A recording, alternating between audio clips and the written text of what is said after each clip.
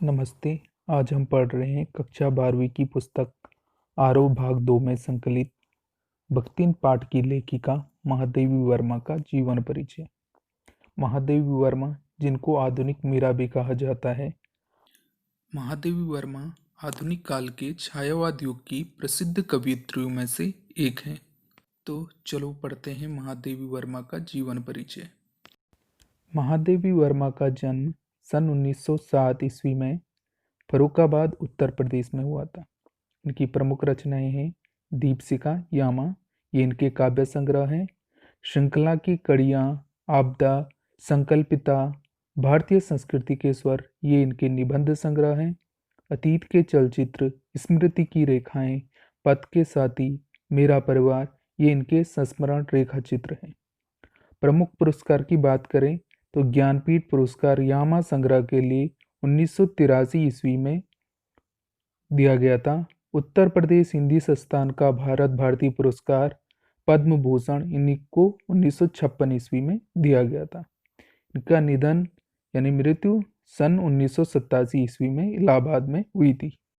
संसार के मानव समुदाय में वही व्यक्ति स्थान और सम्मान पा सकता है, वही जीवित कहा जा सकता है, जिसके हृदय और मस्तिष्क ने समुचित विकास पाया हो और जो अपने व्यक्तित्व द्वारा मनुष्य समाज से रागात्मक के अतिरिक्त बौद्धिक संबंध भी स्थापित कर सकने में समर्थ हो।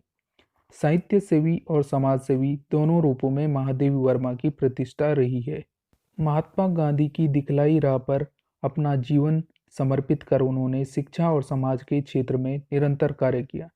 नारी समाज में शिक्षा प्रसार के उद्देश्य से उन्होंने प्रयाग महिला विद्यापीठ की स्थापना की। साहित्य जगत में महादेवी वर्मा की प्रतिष्ठा बहुमुखी प्रतिभा के रचनाकार के रूप में रही। अगर कविता के क्षेत्र में वे छायावाद के 4 स्तंभों में से एक मानी जाती है। अन्य 3 हैं पंत, प्रसाद और निराला। पंत यानी सुमित्रानंदन पंत, प्रसाद यानी जयशंकर प्रसाद और निराला यानी सूर्यकांत त्रिपाठी निराला। चारों रचनाकार छायावाद के 4 स्तंभ कहे जाते हैं।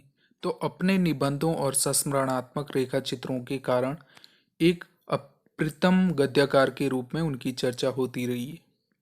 कविता और गद्य इन दोनों क्षेत्रों में उनकी प्रतिभा अलग अलग स्वभाव लेकर सक्रिय हुई दिखती है। कविताओं में वे अपनी आंतरिक वेदना और पीड़ा को व्यक्त करती हुई इस लोक से परे किसी और सत्ता की ओर अभिमुख दिखलाई पड़ती है। तो अपने गद्य में उनका गहरा सामाजिक सरोकार स्थान पाता है। उनकी श्रृंखला की कड़ियाँ जो 1942 ईस्वी में आई थी, उस समय की अद्वितीय रचना है।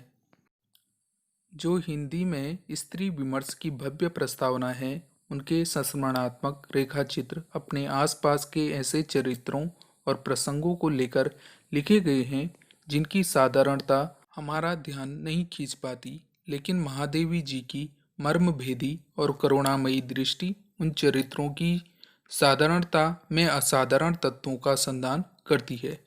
इस तरह समाज के शोषित पीड़ित तबके को उन्होंने अपने गद्य रचनाओं में नायकत्व प्रदान किया है। उनके इस प्रयास ने हिंदी के साहित्यिक समाज पर ऐसा गहरा असर डाला है कि संस्मरणात्मक रेखाचित्र की विधा के लिए शोषित पीड़ित आम जन को विषय वस्तु के रूप में मान्यता मिल गई है। इस जीवन परिचय से कुछ महत्वपूर्ण प्रश्न हैं। पहला प्रश्न है, महादेवी वर्मा का जन्म कब और कहाँ हुआ था। तीसरा प्रश्न है, महादेवी वर्मा की प्रमुख रचनाएं कौन सी हैं। चौथा प्रश्न है, महादेवी वर्मा की किस रचना के लिए ज्ञानपीठ पुरस्कार दिया गया था। पांचवा प्रश्न है, महादेवी वर्मा ने किस विद्यापीठ की स्थापना करी थी। प्रश्न है, छायावाद के 4 स्तंभ कौन से हैं। सातवां प्रश्न है, महादेवी वर्मा आधुनिक काल के किस युग की कवयित्री हैं। नौवां प्रश्न है, आधुनिक मीरा किसे कहा जाता है। 10वां प्रश्न है, श्रृंखला की कड़ियाँ किसकी रचना है। उम्मीद करता हूँ ये वीडियो आपके लिए उपयोगी साबित होगा। धन्यवाद।